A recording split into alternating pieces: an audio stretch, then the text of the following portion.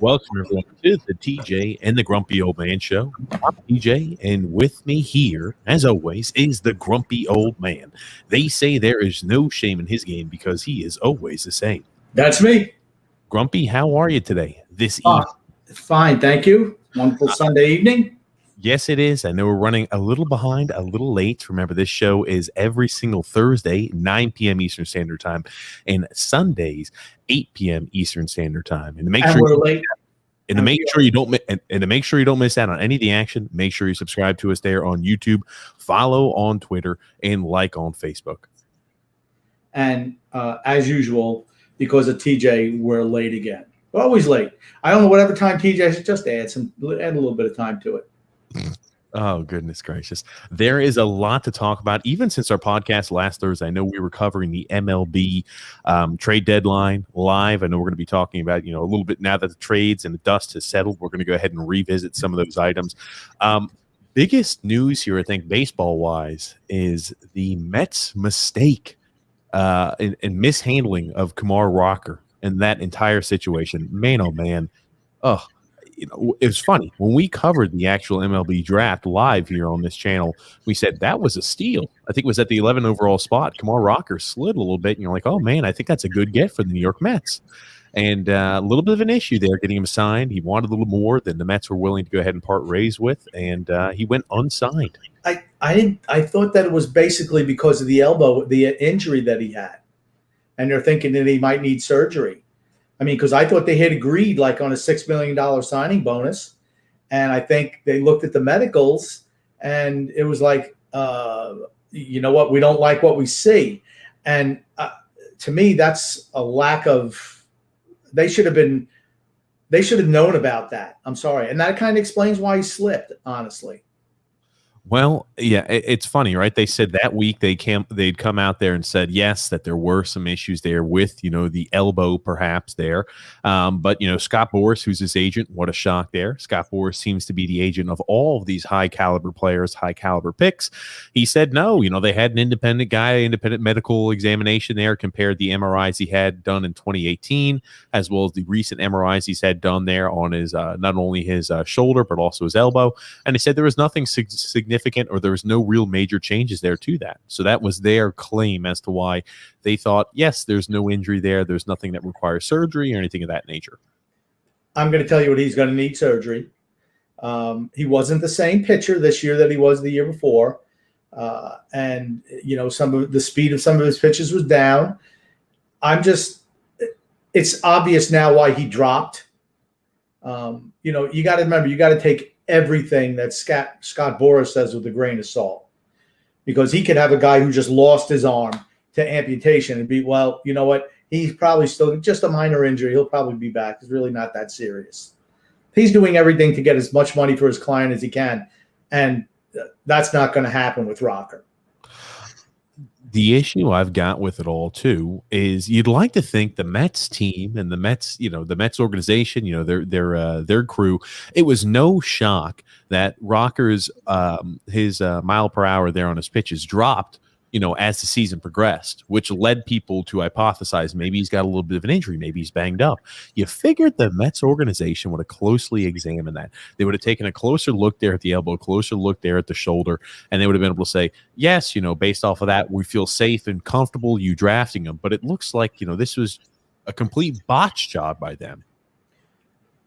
Isn't that typical Mets? Isn't it just typical of the Mets, really? I mean, they should have known. Like I said, there's reasons why he dropped, and now it's pretty obvious it was the injury. And can we also talk about this here too? So the entire situation is kind of odd because, right, Kumar Rocker, he's not going to be going back to Vanderbilt. He's going to be training and doing his own items. But this is not a guy who could sign with another team after being drafted here. He's got to wait the entire year until next year's draft before his rights could be owned by anybody. So this year, essentially, this entire next year, he will not be able to be affiliated with any type of pro club or organization. He could technically go back to Vanderbilt, which he said he's not going to. So you're going to have this guy sitting here in limbo, not playing any real competitive baseball. And we'll see what happens with the arm. We'll see if he winds up, if he needs surgery or whatever. I mean, it'll be interesting to watch the next couple of months or next month, let's say, to see if he winds up having a surgery or some type of cleanup or something. We don't know the extent to which the arm is hurt, but obviously it was enough for the Mets to say, we're not investing $6 million signing bonus and then his contract. We're not going to do that. Yeah, and I'll tell you here, and I don't know. I think this is a fail. I think this is a fail by, I don't know who you blame there on it. And you're seeing other people online saying, yeah, you don't sign Kumar Rocker. It's an organizational failure from top to bottom.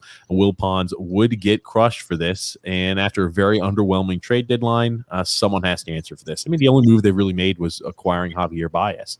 And, there were a lot of rumors around the Mets that maybe they're going to get him. Maybe they'll get Chris Bryant as well. There was a whole bunch. They said, hey, the Mets are going to be big. They're going to make huge moves there. They made a move to address a need, but not enough.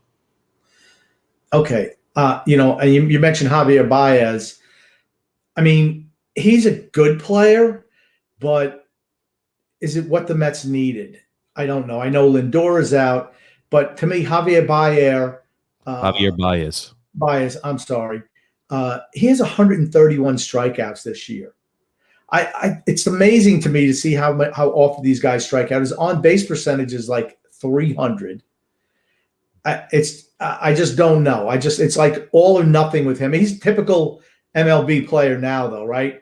Home run, strikeout, walk.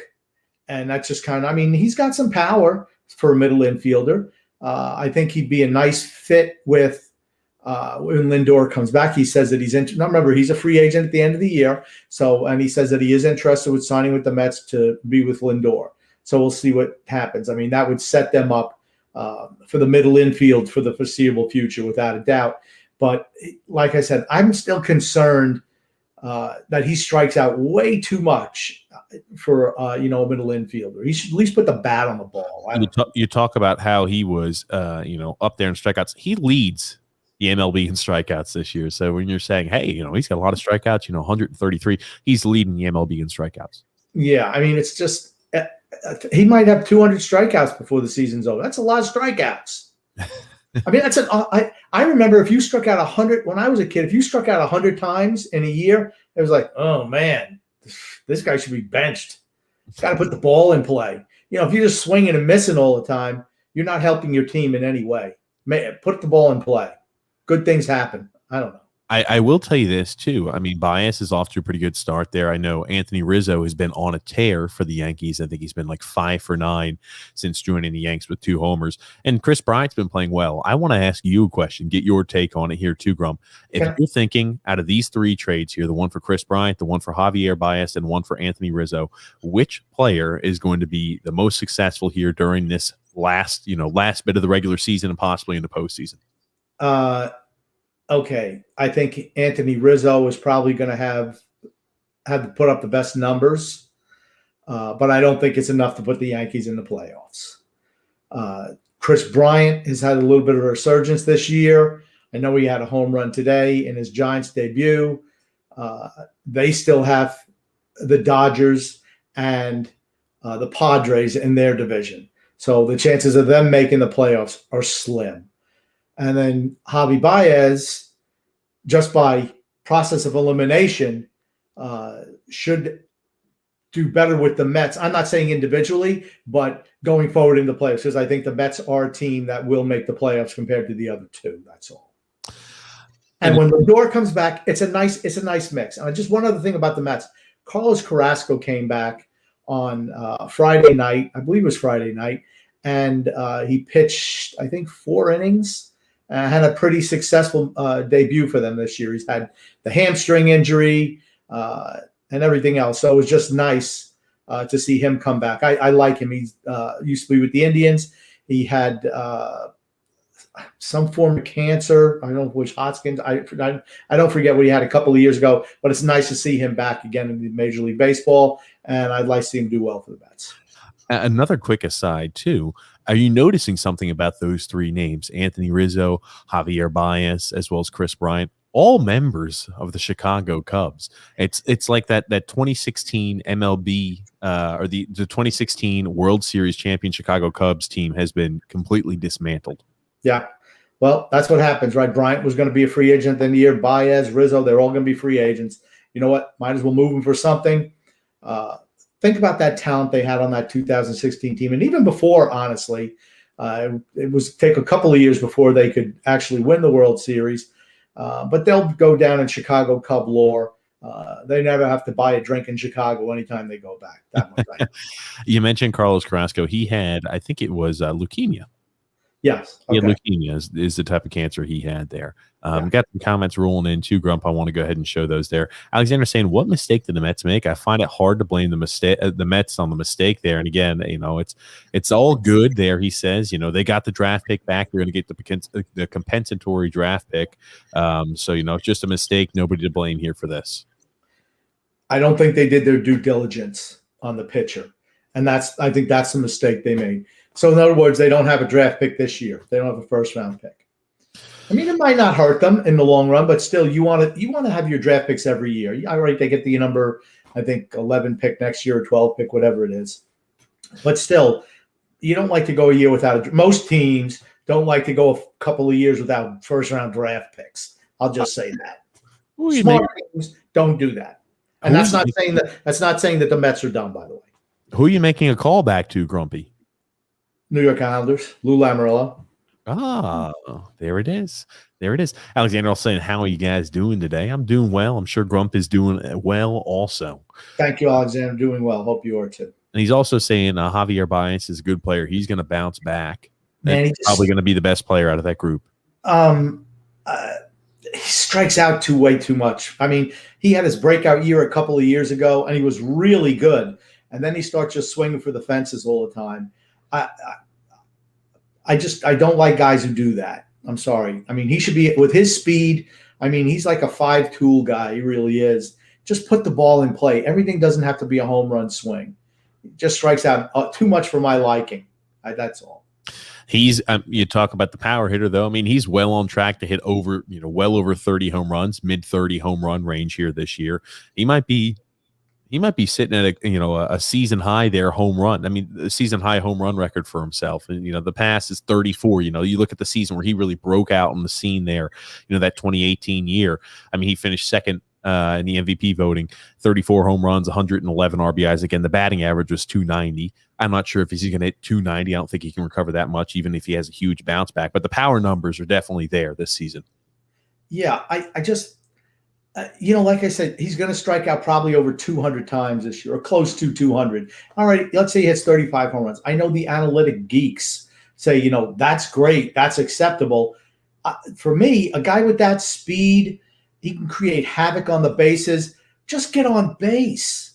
I mean, people don't think getting on base is important anymore. I do. I mean, you put pressure on the defense. With his speed, get him on base, be a threat to steal a base. You put so much pressure on the defense. Nothing you can't do. You can't play the shift when you got guys on base. It's just really, really hard. They can rob you blind. I just wish he'd get on base more, or at least put the ball in play more, if I can say that. And that said, I think he's a really good player, but he needs to cut down the strikeouts. I think he and Lindor, when they come back, is going to be a really good combination for the Mets keystone for years to come, if he signs. Adrian B there saying, hey, teaching the grumpy old man, what's up? Yo, Adrian, we did it. Brett W saying, if the Yankees miss the playoffs, it's time to move on from Cashman there. One ring in 20 years is not the Yankees. Like the Cashman's analytics has been a failure. I agree. I think it's time to move on from Cashman. I don't like the way this team is built, and this trade deadline, they went right back to the well, the same things they always do. What's the one thing? If the Yankees aren't hitting home runs, they're not winning games.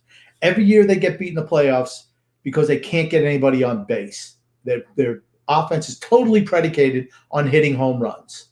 And if that's the case, you run up against good pitching, you're not going to advance. You might every once in a while, but it's not going to happen against teams with really good pitching. And it's just frustrating to watch. Look at their lineup. Sanchez, Judge, Stanton, Rizzo, Voit. They're all the same player. It's like all or nothing. Home run or strikeout. And I just don't think it's a good way to build a team. I just don't. They needed pitching, desperately needed pitching, and they decided to go for more hitting. I don't know. I just don't think it was wise. I don't disagree. I thought there was other holes they needed to address there first. Alexander saying the NHL just rejected Philip Grubauer's deal, and they're now working on restructuring it, Grump. And I'll go ahead and show you this on screen. I did see that here issued by Cap Friendly. Again, Grubauer's contract with the Seattle Kraken was rejected by the NHL Central Registry for violating the front-loaded contract requirements. A $1.5 million increase between 2022-2023 seasons to the 2023-2024 season exceeds the 25% of the first year's salary. The contract needs to be restructured and resubmitted. Who the hell is running the Kraken? Who's running their front office? If they should again. I mean, you know what the salary cap says you can and can't do. You know what those things are. How do you even submit that? Now, it will be taken care of. Yeah, I don't think they have to worry about Grubauer escaping or anything like that or going somewhere else because this is a pretty easy fix. But you want to talk about a laughable mistake? Ugh. It's embarrassing. It's embarrassing for the Kraken organization. Maybe our girl, the Kraken girl, is the one who filed a contract. I will tell you that maybe you give them a little bit of leeway because they're an expansion team, but my God, you figured that would be, your financiers, your people who work on, the actual nuances there on the contract should know that. They should be privy to the rules that the NHL has involved there and have something like that. And just for context, for people who don't watch hockey very often, you never see items like this. You never see, teams sign a player and they say, "Oh, we had to reject the contract because you broke, one of the rules that we have about how much a contract can increase there and how much it could be front loaded, etc." You never see items like this rejected, where the NHL has to reject a free agent signing.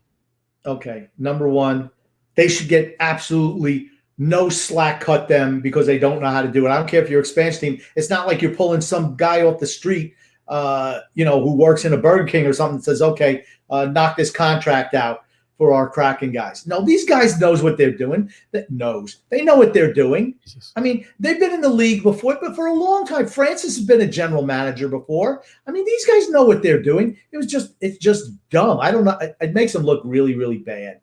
I'm sorry. It's a bad look. I think so too. It's definitely not a good look to start here, as a new franchise there in the NHL, I don't think. And Alexander also saying, yeah, Carrasco did pitch well. We got Brett W. there saying, anything new on Vladimir Tarasenko? Vladdy Tarasenko, any new news, Grump? Nothing yet. That's honestly, it's good news. The longer the Islanders go without making a move for Tarasco, or Tarasco stays on the roster. Holy crap. Tarasenko, I'm sorry. Vladdy. I'm just going to call him Vladdy.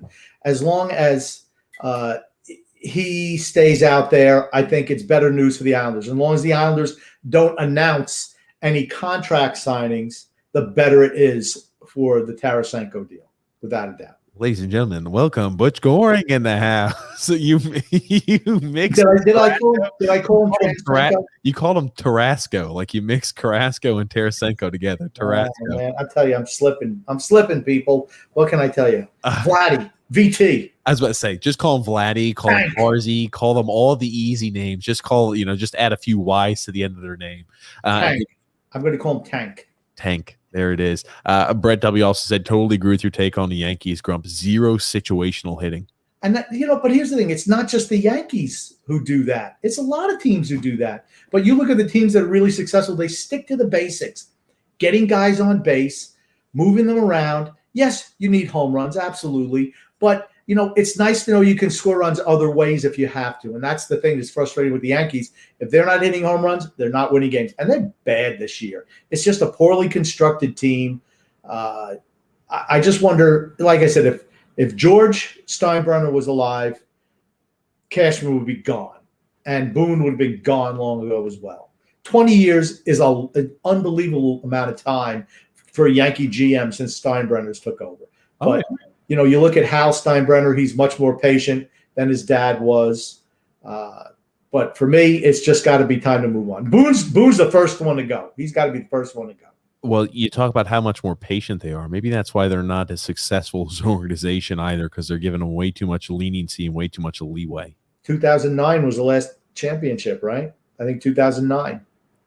That was back there to Mark Teixeira days, right? Mark Teixeira, Alex Rodriguez, Derek Jeter days. Man, oh man, that's a while ago. It's not something you expect from the Yankees, after the dominance they had in the sport for quite some time.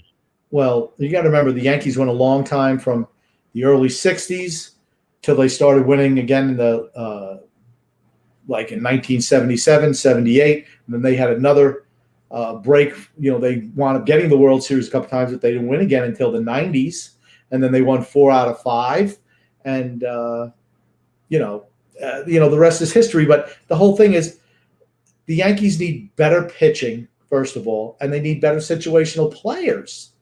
I mean, DJ LeMahieu is the type of player that should do well there. He's struggling this year, I think, is because the baseball has been de-juiced. But they need more guys like that, more guys who are just capable of putting in play, like a Brett Gardner type or whatever. I kind of want to shift gears, and I want to talk, some football here with you, Grumpy Old Man, because there's a lot of football to talk about here, and there's a few overarching items I want to discuss. More recently, Carson Wentz. Man, oh man, did you see the injury Carson Wentz has going on with his foot injury, or the news there with that? Right, it came out. I remember hearing this. I think it was on Friday or Saturday morning when I was driving into work, and they're talking, hey, this isn't a huge deal. It started off with they're going to go ahead. Maybe he'll miss the first week. He's got to test this out. He had to leave practice, but we don't expect this to be too serious. And now Ian Rappaport's saying here, he's going to try to rest and rehab this foot injury over the next few days. And they said if he might, rather than having immediate surgery, and if all goes well, week 1, he's into play. But if it doesn't improve, the answer is probably going to be surgery.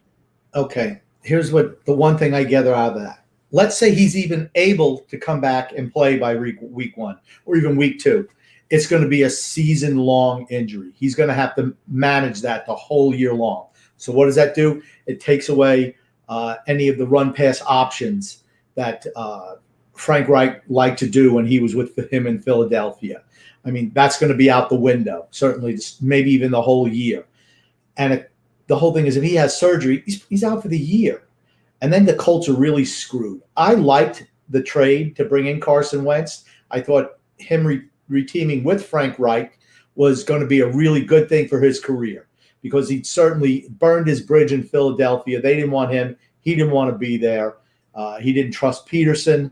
And I thought he and Reich are a good fit, but this injury just throws the whole season. And that's the thing about quarterbacks, right? You lose a good one in the NFL, your season's almost over from the get-go.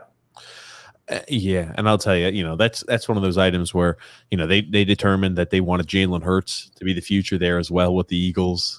Questionable at best. I don't think, Carson Wentz was the answer there either. But, the Eagles never really had the weapons or put the weapons around Wentz either. And, before this foot injury, I was thinking to myself, this is going to be an offseason question. Can Carson Wentz get his career back on track there in Indianapolis? He's got definitely more weapons than he had with the Eagles. And, his offensive line is going to be better. I mean, the offensive line was poorest at best there for the Eagles. He's going to be more well protected. You don't have to worry about the back injury. You don't have to worry about him taking as many sacks, as many hits, as many pressures. Are we going to see Carson Wentz return back to, that MVP caliber-esque type player? Never probably as good, but maybe we'll see, glimpses.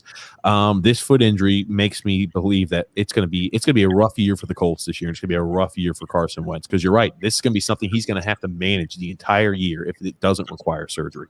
Right. And, it's a shame because the Colts are one of those teams who I consider a sleeper team, a dark horse, really.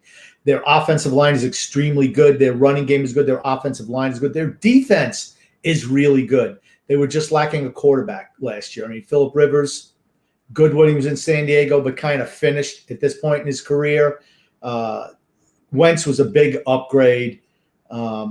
And it's a huge loss for them. Regardless, even if he's playing, he's still going to be hobbled. And you want to talk about so far the camp for the Colts this year. So far, Carson Wentz out indefinitely with a foot injury. Pro Bowl center there, Ryan Kelly out at least 2 weeks with a hyperextended elbow.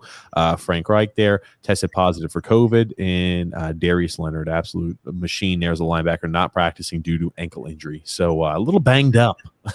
the Colts are at the moment. And that, that's the teams that win are usually pretty healthy by the end of the year. That's the one thing you can't account for is injuries in the NFL, and every team has them. So, and it's a war of attrition. Another league with just the physicality from week to week. We'll see how it works out over 17 games this year. It's going to be different to watch. Yeah, for certain it is. And I want to kind of move to some overarching question. I've always kind of been pondering here.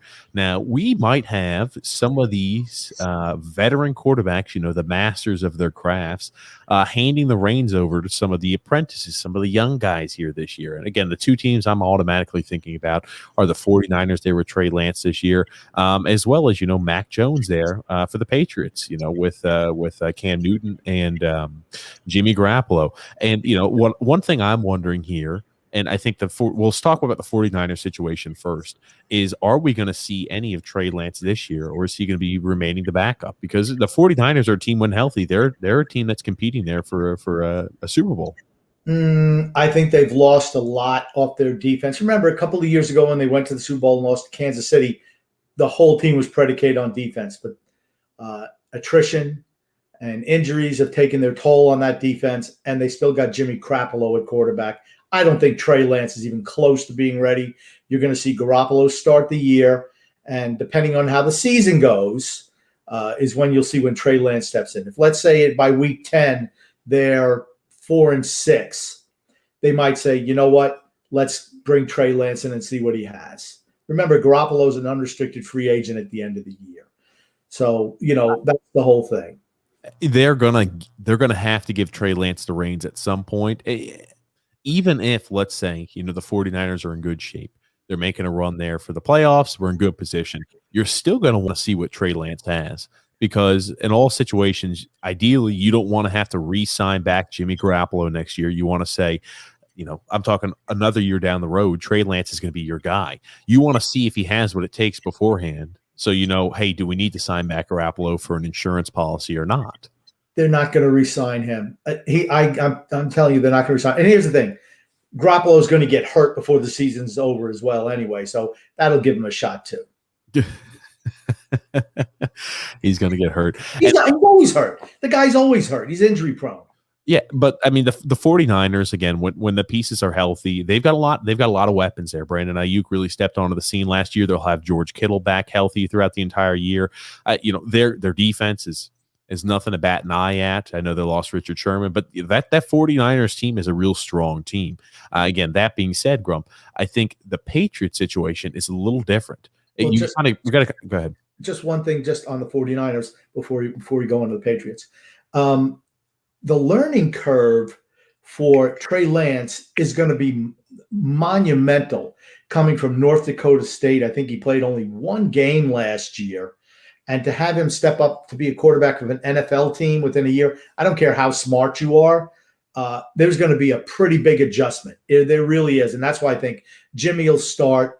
And, until he gets hurt, you're going to see Trey Lance on the bench. Well, I mean, some teams come with the expectation of, hey, we're going to give the guy playing time earlier on, by week 6, week 7. Some teams wait all the way to the end. I mean, you look at, the Patrick Mahomes situation. His first year, he didn't really get a start at all, I think, until the postseason. No real time at all until the postseason. He didn't even play in the postseason. That was Alex Smith that whole year. He sat the whole year. And it worked out extremely well there for the Chiefs, and Mahomes really stepped up in a big way. But, you just kind of wonder if we're going to see something similar to that there with Trey Lance, because I think when healthy, the 49ers are definitely going to be in a playoff spot if they're able to keep pieces healthy. Now, the Patriots, I think, are a little bit of a different situation. I think we have to break down, number one, do you think the Patriots can return back to a team that is successful in the NFL? Last year was definitely a drop-off, as I think they were 6-10. 7-9. 7-9, I'm sorry. But, do we see the Patriots, return back to a successful team? The Bills are continuing to get better. I think the Jets are still, yikes, miserable bad. And, the Dolphins, you'd like to think maybe they're going to take a step forward. Yeah. They did a lot in the offseason, spent over $250 million on free agents historically. But they did bring back a lot of guys. Kyle Van Noy came back. For instance, Teddy Karras came back. But historically, when you bring in a bunch of free agents from other teams, it takes them a while to gel, to see if they fit in the system. One thing Belichick is extremely good at, the best is taking a player and utilizing whatever he does well and make that work for the system. He's really good at that. He never asks a player to do something they're not capable of doing. And that's an advantage that they have. That said, they have the black hole at quarterback. Cam Newton is terrible. He's an abomination.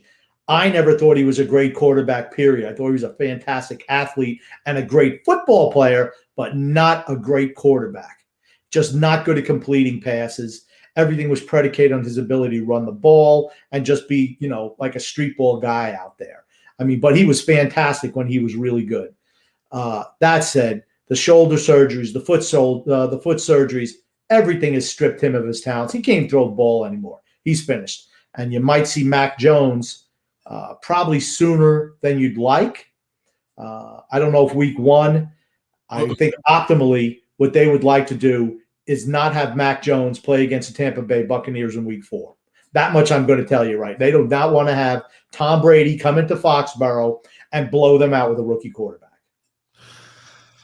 I will say this. I think Mac Jones was one of, if you looked at the quarterbacks that were drafted in this year's draft, I think he had the highest floor but the lowest ceiling. And I'll be interesting to see, if he pans out, whether he'll be successful.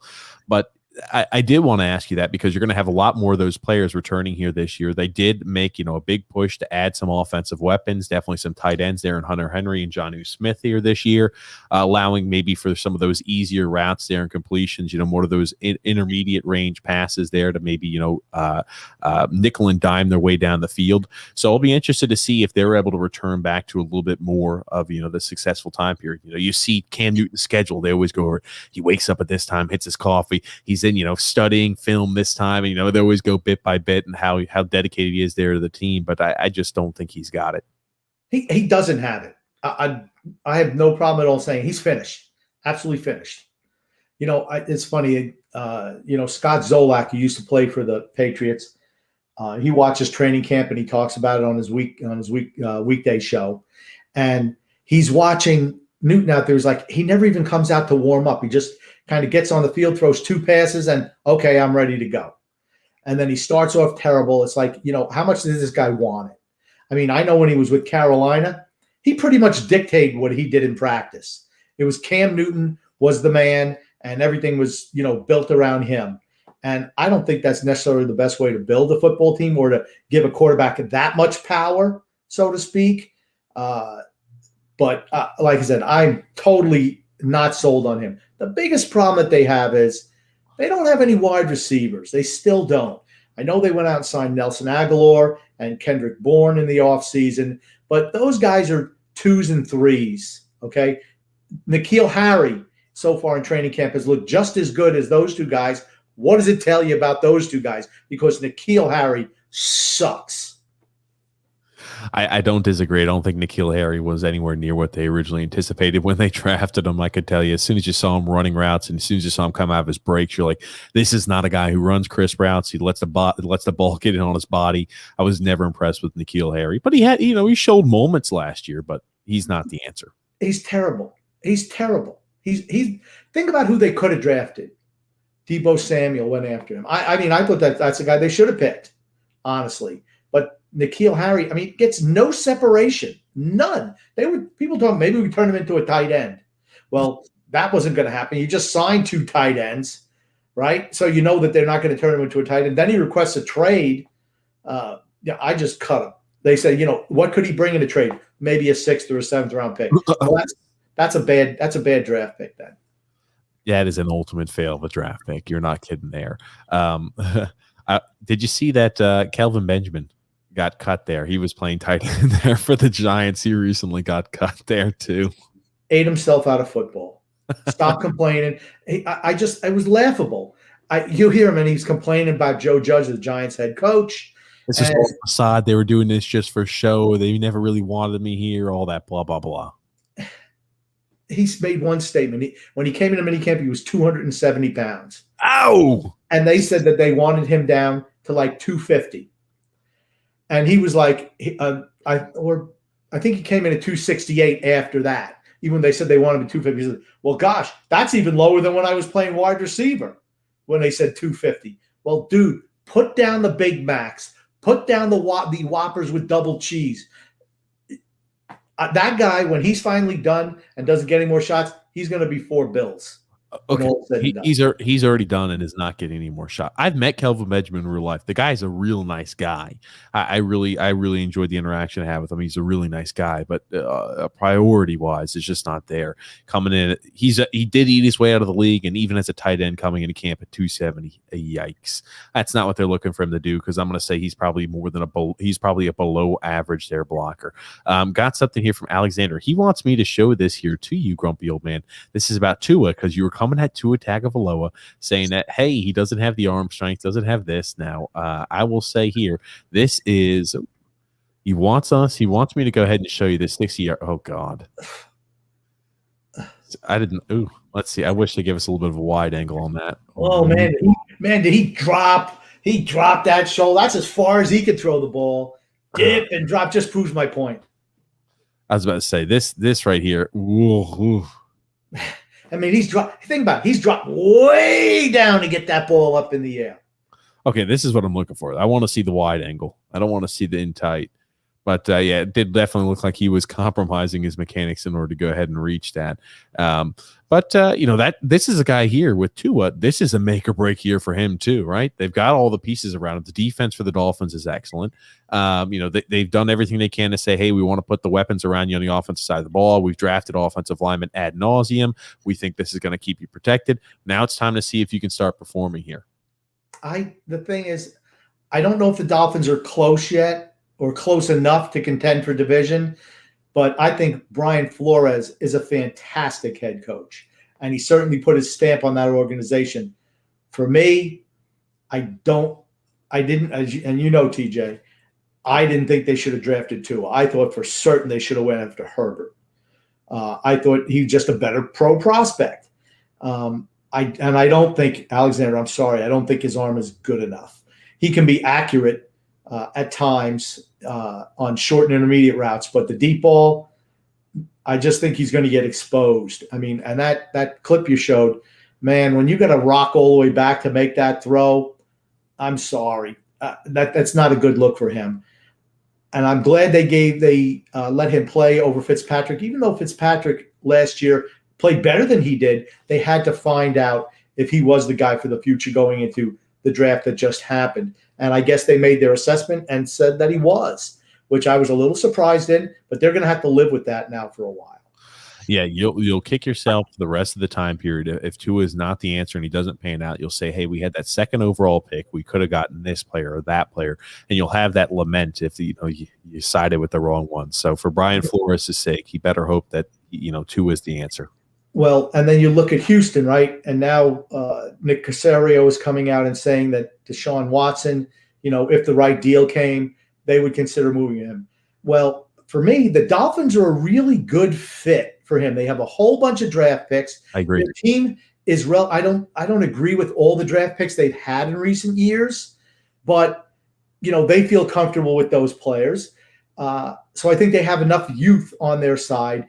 And if you get a guy like Deshaun Watson with that team, because, they do have some skill on the outside, I think that could really elevate their game. I'm not saying beat Buffalo, but certainly get into the playoffs. If they get Deshaun Watson, I think they're definitely a playoff team, without doubt. Want to get to some comments here too, Grumpy. Alexander saying Michael Kay and all the Yankee analysts said that a while back the Mets did a better job on rebuilding their team than the Yankees did.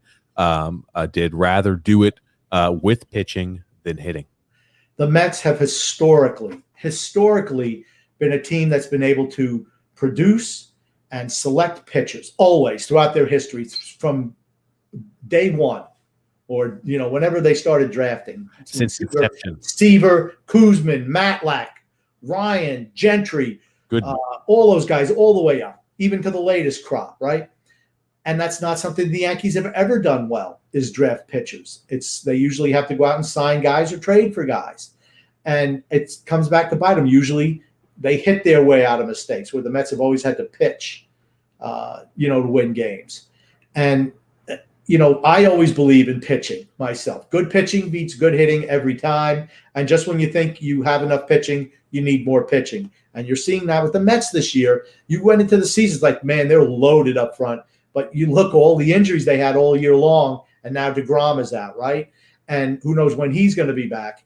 And you're saying, geez, how are they able to do it? Because they have depth on the squad with pitching. They lose Stroman. Stroman comes back. They lose Carrasco the whole year. He comes back. DeGrom will come back hopefully before the end of the year. And it could be really good for them, particularly Carrasco and DeGrom getting a rest for postseason. You got two arms like that, you can go a long way. Well, they say again with DeGrom, and that's a huge story too, right? They're saying he's going to be out until September. So, I mean, you're looking at he's going to be out for at least a month. And, as long as the Mets make the playoffs, it's no big deal. No huge loss there with that. And he'll be fresh there, ready to go. Again, it's the right forearm inflammation again. Look at how many players are having that right forearm issue, or whatever their pitching arm forearm issue. Everyone, Clayton Kershaw, Danny Duffy, it seems like all of them. It starts with that elbow, the forearm tightness, which leads to the ulnar nerve in the elbow. It's just, and maybe it's just that snap of the ball or whatever. I don't know, but we've seen an awful lot of that this year, an awful lot. Brett W. chiming in saying those 90s teams were fun to watch. Jeter was a true leader, and those guys were hungry to win. I don't see that now.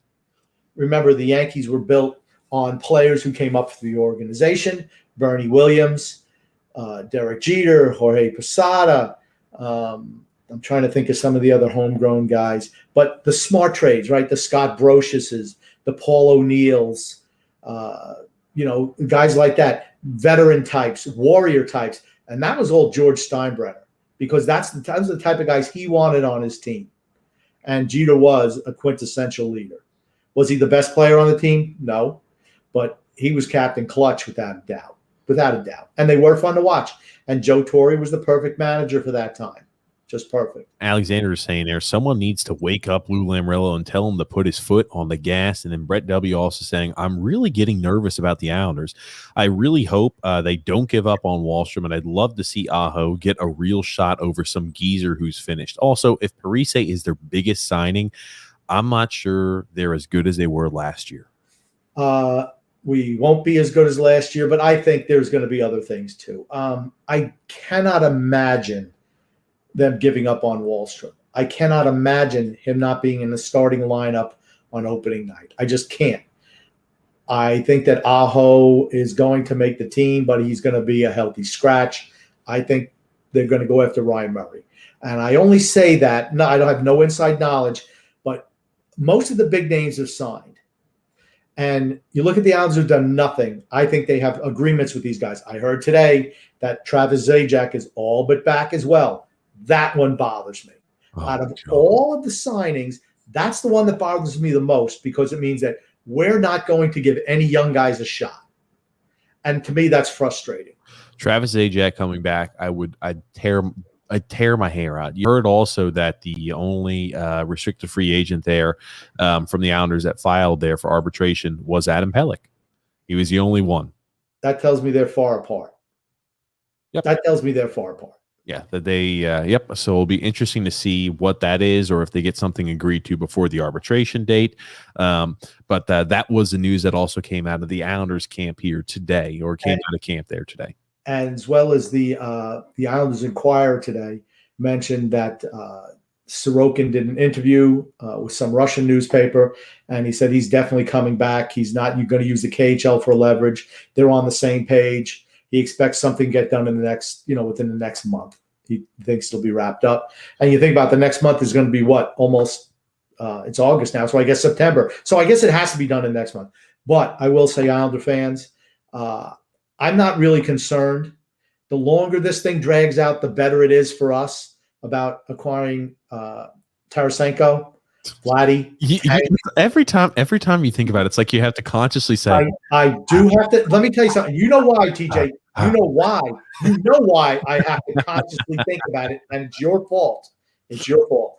But like I said, I think that the longer it goes, the better it is. If you start seeing the Islanders filing all their contracts, then you know that trade is dead.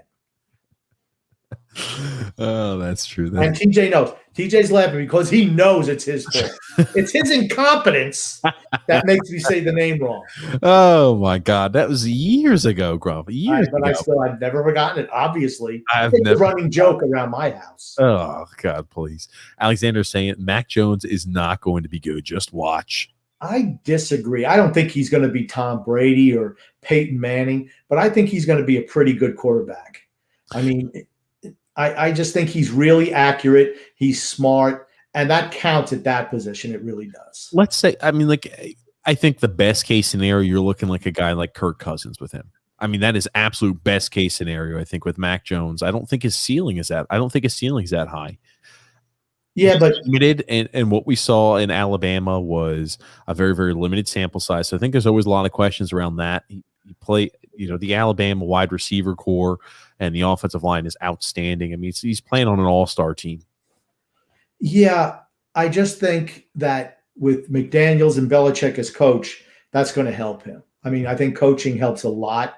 I'm not going to say he's going to be great this year. I do think he'll eventually take the starting role.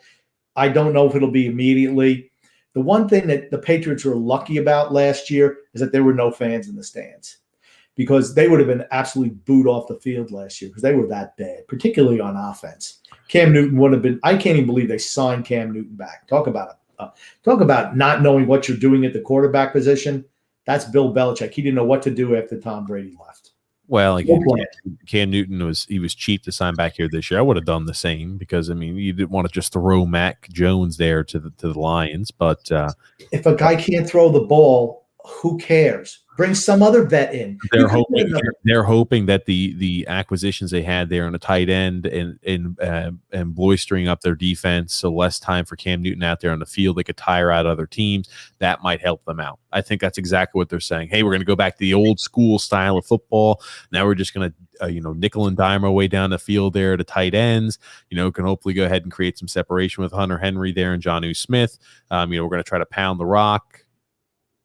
I think getting Trent Brown back to play left tackle was a good move for them. He's awful. I disagree. They always have covered him up. They always give a lot of chips there to him. I've never been a Trent Brown fan. That's why he got exposed there and for the Raiders. But, they know how to play Trent Brown and make him look good. He's not a good offensive tackle, though. And I will say that I usually defer to TJ when it comes to offensive line play. I mean, that's what he played. But they lost Joe Tooney, so they'll slide the failed left tackle project Isaiah Wynn into left guard there. They got David Andrews back. Their right side is a little bit in a state of flux. They have Michael Uwene in there. Uwene? No, Uwenu. It's Uwenu. Okay. But, for me, you don't have a quarterback. If you don't have a quarterback, Cam Newton can't get the job done. It's just period. And if you're expected to beat teams running the ball in today's day and age, it's just not going to happen. Moving right along there. Brett W says DeGrom is a beast. Would love him on the Yankees. Is he 32 now? Yeah, DeGrom. He's 33 actually. He just turned 33 in June.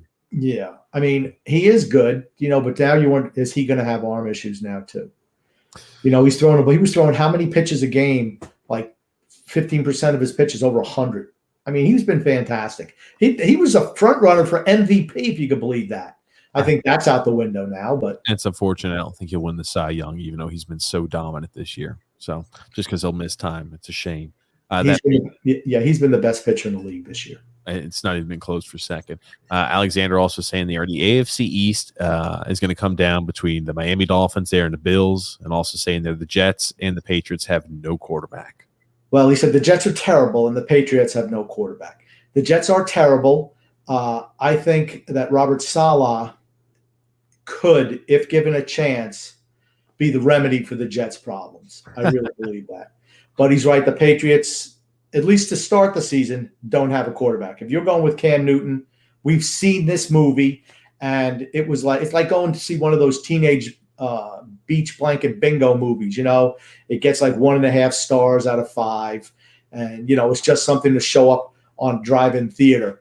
It's like, yeah, we've seen that one before. We don't even need to watch. We could just be, fooling around with our girlfriends or boyfriends in the backseat of the car because the plot isn't really important. And that's what, the Patriots offense with Cam Newton's going to be like. But Mac Jones, when he comes in, they will improve. They will improve. I don't know when it'll be, but they will improve. I don't know about that. You're putting a lot on Mac Jones. That's all I'm going to say. I'll be interested to see how he actually looks in preseason before making any judgments like that. All we've seen him is with the powerhouse of Alabama. Moving right along, though, Alexander said also Belichick sucks at drafting wide receivers, and he also says there Booger McFarland did say that Kelvin Benjamin was a Popeye's biscuit away from being a tight end. I know, TJ, you said that you met him. Was it in a fast food establishment? It was at a movie theater. It was at a movie theater. He was hosting an event for, I think it was for firefighters and like first responders or something like that. It was a nice event he put on there. It was like a charity event. He was a real nice guy when I spoke with him. How many buckets of popcorn did he have in his hands? Was it like 2 or 3? Well, he had one. It was a large size of popcorn, and we were like, "Whoa, Kelvin, you can't load it up with that much butter. We don't have that much butter in house." So maybe that. I mean, everything I heard, he's a really nice guy, but yeah, it's like, dude, your career is so finite. Can you not just suck it up for a few years? Then you can get to be, push 4 bills after that. But I mean, man, oh man, the guy really had a lot of talent and just unfortunately ate himself out of the game. I feel bad for him. And Leonardo there, Lion said, Aston Villa till I die. Now, Grumpy, I'm excited to talk about this here because we're changing to a little bit of some soccer, and we're talking about some EPL news. Just to let you guys know, I'm sure it is all over the news, all being covered by every pundit there. Man City has made a £100 million bid there for Jack Grealish, and that's expected to be accepted there by Aston Villa. I think it has actually been accepted by Aston Villa here by the time we're recording this. And I know he is, I believe, getting his physicals done there, getting his medical eval checked out there by Man City's team. Wow. Oh, wow. That would be the largest deal in EPL history. The largest transfer acquired by an EPL team. I don't think Jack Grealish is all that great. I mean, he's okay, but is he worth $100 million? I don't think so. I mean, Aston Villa, I'm sure, will accept that because I'm sure after they lose him, they will be relegated at the end of this season. What? Yeah, they're not real good. They're not real good, and you're losing your best player. I'm sorry. Do you watch any Aston Villa games? I try not to. They're going to reinvest the money back into the club. They still have the transfer window open. They're not going to say, right, Jack Grealish is gone. Now we're just going to sit on our hands and pocket this $100 million. No, they're going to reinvest back into the club. If they were Lou Lamoriello, that's what they'd do. Oh, stop. But I will tell you now. This I think I'm not a big fan of this for Man City. I think this is not a great move for them. This doesn't address the true need they had. Gabriel Jesus is not the answer up there at striker. You lose Sergio Aguero, who, albeit wasn't starting really at the end of the year, but he was banged up apparently. So, there's some cloud around that. But Gabriel Jesus is not the striker for that. And they're saying here, again, if this is accepted, that they are not going to be going after Harry Kane. No big loss. I don't think Harry Kane is that good. Grealish is without a doubt a better. How old is Grealish? Like 22, 23? Oh, Grealish is I think he's in his mid-20s. Is he? I didn't think he was that old. Okay. He's still a better investment than Harry Kane. Harry Kane is wildly overvalued as well. Grealish turns 26 here this month. He turns 26 in September. I'm sorry, he turns 26 September 10th. So he'll be 26 at the start of the next year. Okay. He's still younger than Harry Kane. I think he's a better all-around player than Harry Kane.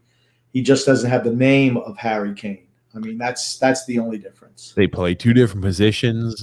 Harry Kane is injury-prone, which is unfortunate about him. I don't think Harry Kane necessarily is the fix there either, but I think they're lacking, a true striker there for Man City. And here's also the item that has kind of left me scratching my head.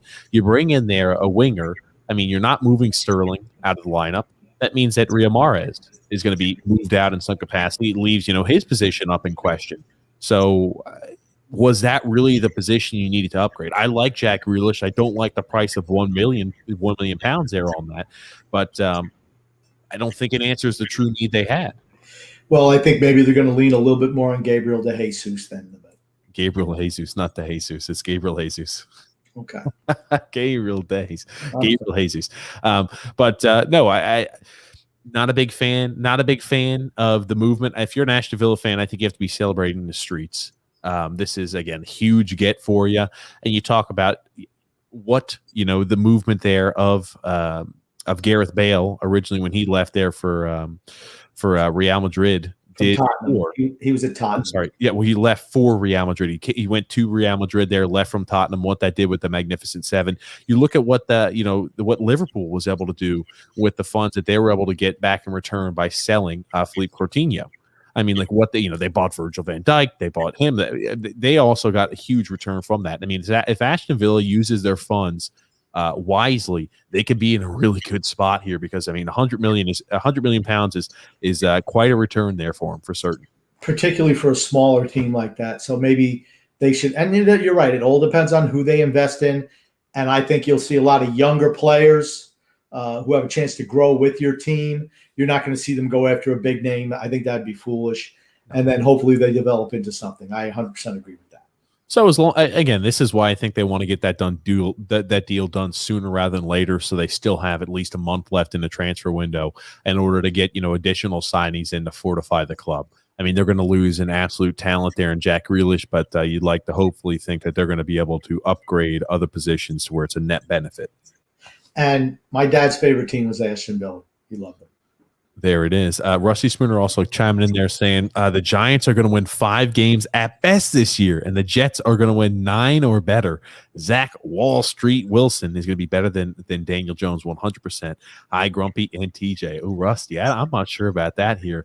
Now, I think the Giants are – I mean, this is a make or break year here for Daniel Jones. I think they win more than 5 games, but the Jets winning more than 9. I think that you got to remember, Rusty, that – the Giants playing a division with Dallas, who already has Dak Prescott is injured. Don't know if he'll be ready for opening day. You have the Redskins. Who's your quarterback there? Is it going to be Ryan Fitzmagic or is it going to be Taylor Heineke, who played good against the Buccaneers in the playoffs last year? Does it even matter? I don't know. Their defense was pretty good last year, but their offense was not great. Then you have the Eagles. They're really bad. I don't think there's any way that the Eagles are higher in the standings than the Giants. But I agree. I don't think Daniel Jones is the answer at quarterback. I don't know why they continue to roll him out there. It's like when they had Dave Brown from Duke. I don't know what their fascination with average Duke quarterbacks is, but Dave Brown, they used a first-round supplemental pick on him one year. And then Daniel Jones was wildly overdrafted. Wildly. He was projected to be a second-round pick. They picked him at number 7, I believe. Was that right, TJ? It was early. I can't remember. I thought it was maybe even before number 7. But there'll be no 9 wins for the Jets. I mean, no, sorry. I think the Jets will improve, but they're not winning 9 games. Daniel Jones, I'm trying to remember, was he 6th or 7th? I don't know. He was early on in that draft. He was drafted early originally than projected. And he's a guy there towards, the draft. His stock just kept increasing. Yeah, he was a 6th overall selection. And everybody like, he's Daniel Cutcliffe product. Oh, he kind of reminds us of Eli Manning, kind of has the same look about him, kind of has the same mannerisms about him. Yeah, let's just go ahead and get Eli Manning 2.0 and yikes, oh yikes. Don't you love when people say that? They try to compare them to the all-time greats. Guess what? These guys were the all-time greats because they were great, okay? It's a disservice to the kid to say that, this guy's the next Tom Brady, the next Peyton Manning, the next Joe Montana, the next Patrick Mahomes, whatever. Okay, maybe you see a similarity in playing style, but I'm going to tell you what, it's what's inside that sets those those players apart, honestly. Did you just say Eli Manning was one of the all-time greats? Peyton Manning. Okay, when you compare him to the all-time greats, I was saying Eli is who they were comparing him to, not Peyton. But I'm just saying Peyton Manning. I'm saying Peyton Manning. Gotcha. It's like Eli Manning is not. Well, here's the thing, though. Eli was way more clutch than Peyton was. In a big game, I'll take Eli every time over Peyton Manning. He shrunk. Peyton Manning shrunk in the big moments. Eli, I just think he was too dumb to realize the pressure was on him, honestly. Did you see that they've been signed and they're going to do games, Eli and Peyton here coming up? And I think that you talk about people who are perfectly molded for it. I think Phillip Rivers is a guy like that too, and I think Eli and Peyton would be out there. I think they'd be really fun to watch and listen. as long as you have the big brother, little brother dynamic going on, and they're not afraid to show it, I think they will be really, really good.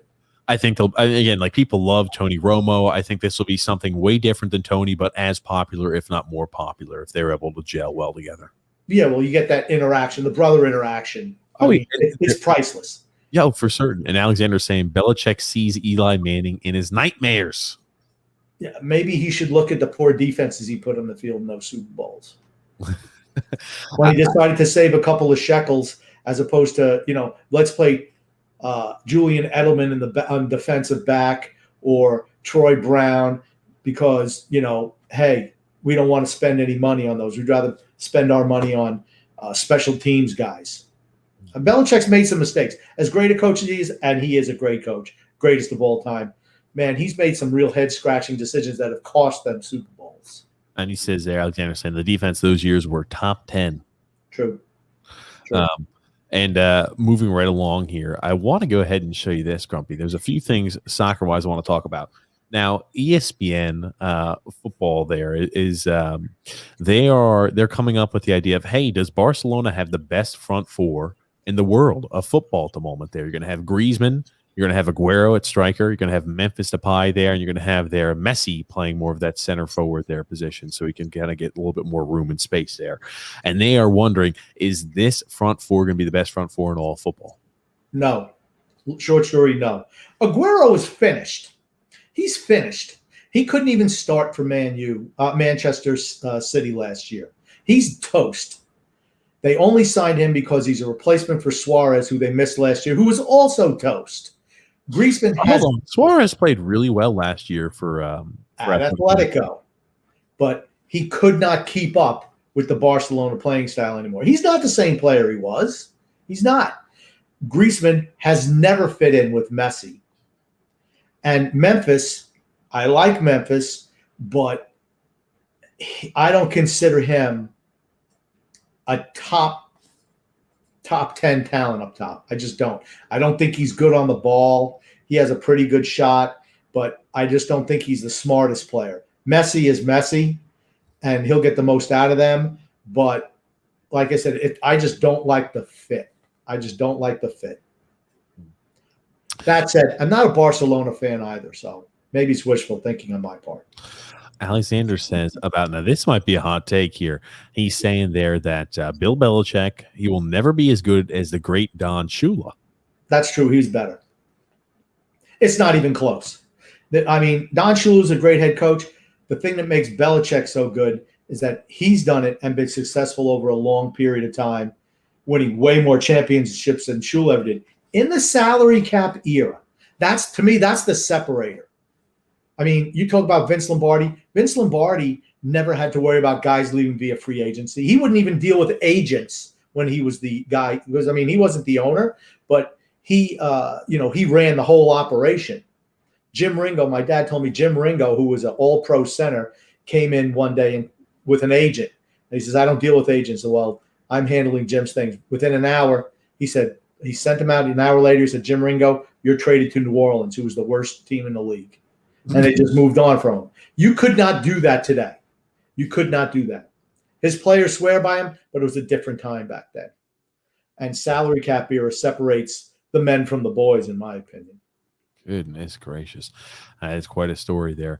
And also Rusty Spooner saying exactly 100% Grumpy. Jones is the same as Brown. Well, the same Jets get 9 or better, Grumpy. Zach Wilson is different. The Giants would be smart to draft Ryder this year.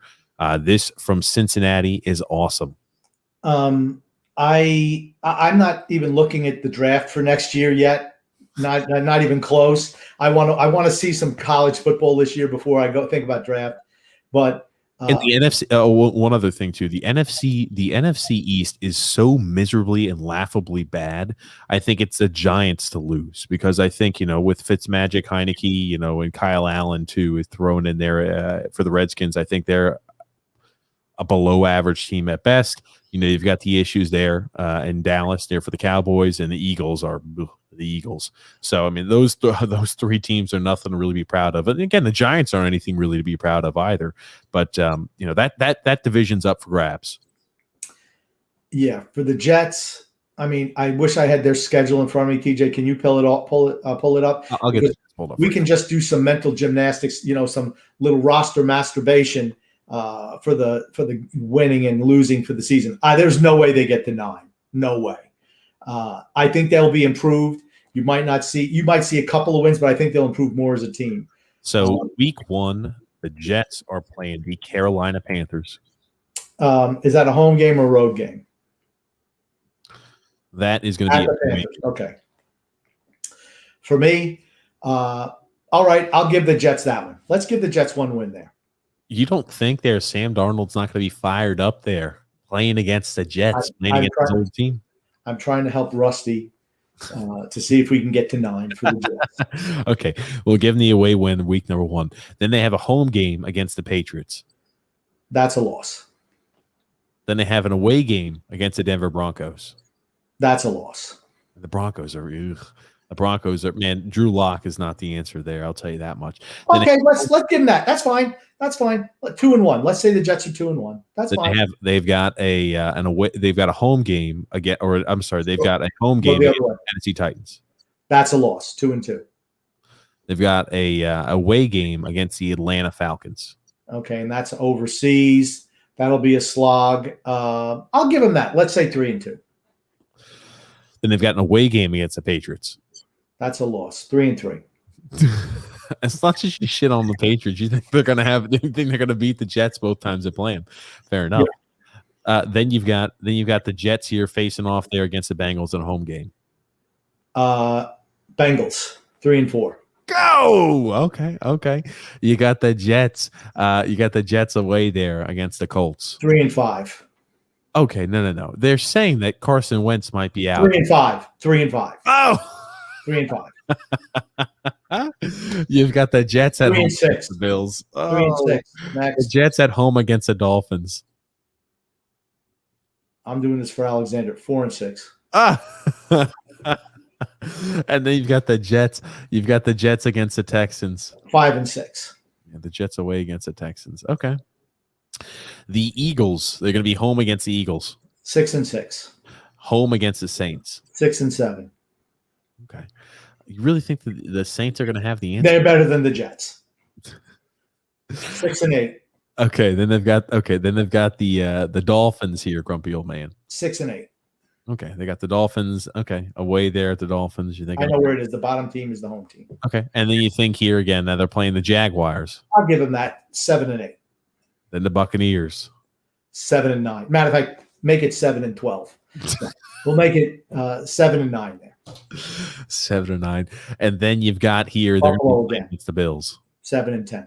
They don't. There's no way. There is no. And I gave them a couple of games that they're probably not going to win. It's going to take Sal a little bit of time to change that culture. It is. Mm-hmm. It really is. And again, look at it like this. If you have the 7 wins for the Jets next year with a rookie quarterback, that's something to be proud of, in my opinion. It might not be 7. It's probably going to be 5 or 6. Yes.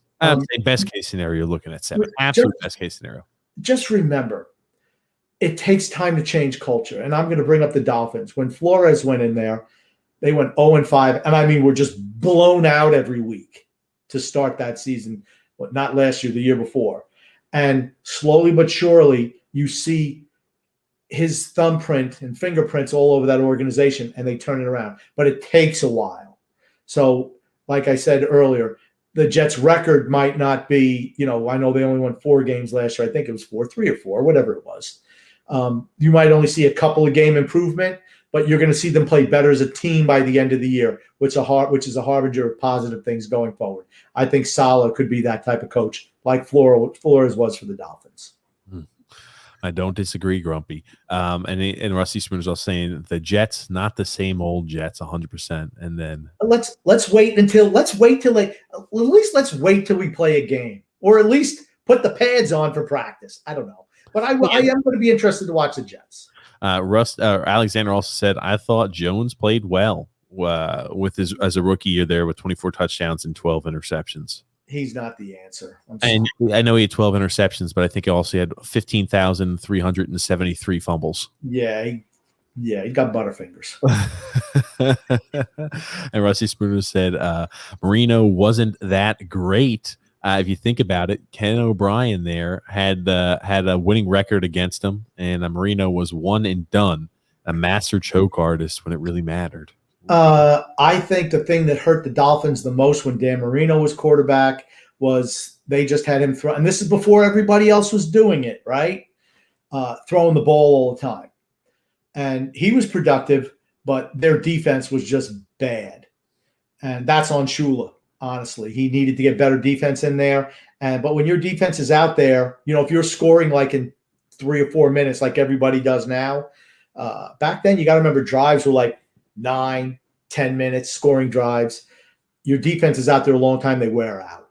And that's what I think happened a lot of times with Miami. But I think Marino was a fantastic talent. But he's far from the greatest quarterback of all time. And then Sam Rusty Spooner saying Sam Darnold there sucks. TJ, I like Sam Darnold. I think the jury's still out on him. I think this year's a make it or break it there for him. He's gonna be going there to Carolina. They have weapons, right? You're gonna have your weapon in Christian McCaffrey there, who's an outstanding catcher there out of the backfield, also a good running back.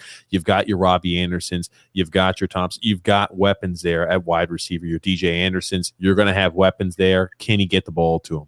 It's Matt Rule's second year. Everyone should know the offense better, with the exception of Sam Darnold. It's how fast he comes along. I'll be doing some research on him because I am interested in his development. He was infected with Jetsitis when he was there, which is like it would just kill many a player. Many quarterbacks too. Yeah. It's the same thing about the old Raiders too, right? That's where careers go to die. The Oakland/Los Angeles Raiders as of recent. It didn't used to be like that. Well, it's been like that for the last 10, 15, 20 years, whatever it is. Ever since old Al died and haircuts taken over, even Al at the end, hey, Father Time gets everybody, right? But now you got Mark Davis. He's got that hairline that starts here and goes all the way across. Like, I don't know what the hell he's doing. Well, the last good quarterback I could think about for the Raiders was good old Rich Gannon. Other than that, I'm like, I'm really finding a hard time. I mean, like, I know Carson Palmer played there for a bit there for the Raiders. He was good there too. Yeah, but I'm thinking, there's a little bit sprinkled here and in the, then and there. But man, there's certain places where I'm thinking, hey, quarterbacks go to die. The Jets have been one of them as of recent. Chad Pennington's the best Jets quarterback I can think about. I remember Joe Namath. Oh God, yeah. And Ken O'Brien was good for a couple of years. He was. Richard Todd was even good for a little while. And then Alexander's saying he's got to represent. He's saying Marino is the GOAT. The way that man slung the ball, he broke. Are you serious? He broke every record. He doesn't own any records now. None. Zero. Nada. Nothing. You know who does? That's right. TB12. TB12. We're going to ask. I've got one more segment here for you, Grumpy. Okay. And you probably aren't going to like this because I don't know. I'm going to go ahead and walk there through each of these teams. But, they've come out there with the poll or who you think is going to be the best, strongest back four. You've got Chelsea's Reece James there, Thiago Silva. You've got Daniel Rudiger and then James Chilwell here for the Chelsea Football Club. Man United there. You've got Wan-Bissaka. You've got there Rafael Varane. You've got Harry Maguire. You've got Luke Shaw. Then for Man City, you've got Walker. You've got Neves. You've got John Stones. And you've got there Cancelo. And then for Liverpool, you've got there Trent Alexander-Arnold, Virgil van Dijk, Konate or / Joe Gomez or Robertson. Now, who do you think there is the strongest back four in your opinion, just looking at this list, Grumpy? If healthy, it's Liverpool. If healthy. I think Virgil is the best center back in the game now. That's pre-injury, pre-knee injury. So I'm gonna hold my breath on that. Manchester City sucks, even with Rafael Varane. I've always felt he's more of a second. I mean, really, really good player has this, certainly in the English. You just said Manchester City. I think you meant Manchester United. Yes, I'm sorry. Manchester United. He has the speed to keep up with anyone, but I still feel that he needs a strong center defense partner like Ramos was to make him most efficient. Chelsea, the thing is, even Thiago aside, they're relatively young, so you can see improvement with them. And Manchester City, I don't think that Their back four is great. I think their team defense is really good, though. I was about to say, I think if I'm looking at these teams here, if I'm thinking which back four is probably the weakest, I'm saying Man City, just because they put them in situations to where they're overexposed because they play that high attacking style. And so if they're going to be in a situation where they're caught in a counter, they're unfortunately being kind of left high to dry. If I'm going depth-wise, I mean, Joe Gomez isn't even on this list here for Liverpool because of Konate there, the recent addition there in the bottom portion. I'm putting it's Liverpool. I'm putting there. I'm putting it's close. I think Liverpool just because of the depth with a Joe Gomez piece like that, who's not even included in this picture. I'm putting Man United again. You know, I'm bullish on Man United here this next year. I'm putting Chelsea there at a close number 3, and then a distant number 4 there, Man City. Okay. That's fine. That's fine. We both agree that it's Liverpool. Absolutely. Oh, we got a few more comments here to get to, and then we're going to go ahead and wrap things up here, Grumpy. Rusty Spooner said, I don't know why everybody looks past Teddy. Shaking my head there. He's legit. He must hate Sam Darnold. Shaking my head. LOL, Teddy. Teddy Bridgewater. Yeah, he's a backup. He's a backup. I watched Teddy Bridgewater last year because I got a lot of those games. I don't have like the NFL package all the time. So I was less than impressed there with Teddy Bridgewater. He's a backup. Oh, he's a good backup. And I mean, a good story considering all he went through. I mean, you know, with that leg. And the concussion too. You're right. Kudos for him coming back, honestly. But he's not an NFL starting quarterback. He's a bridge guy. Oh, look at you. He's a veteran. He's a journeyman. Look at this. Alexander trying to push your buttons there with the last comment saying, as good as Brady is, I think Manning is a better all-around quarterback. He's the only one on the planet who says that. No one says that. No one. Only Alexander. Because he hates Tom Brady. It's the only reason he says it. At least he admitted that Brady is good, which is really that's come a long way for him. Oh my goodness, Grump, we're here about a little over an hour. Caught a lot covered there sports wise, and again, remember, we do this podcast every single Thursday at 9 p.m. Eastern Standard Time and every Sunday 8 p.m. Eastern Standard Time. But Grump, as we're wrapping things up here, what else you want to say here before we kind of close the podcast and close the books? I just want to say love and laughter to everyone who listened and even those who don't, from TJ and the Grumpy Old Man. Well, thank you, everybody who tuned in there and listened to the podcast. We really do appreciate the support. Again, we're looking forward to covering a lot of these controversial sports issues and taking stands there on it, not trying to ride the fence in any capacity there. So we appreciate everybody tuning in there. Thank you so much. Alexander loves us there, and I love you guys too. Love you, Alexander. Stay safe there, and thank you so much for tuning in. Thank you again, Grumpy Old Man. My pleasure.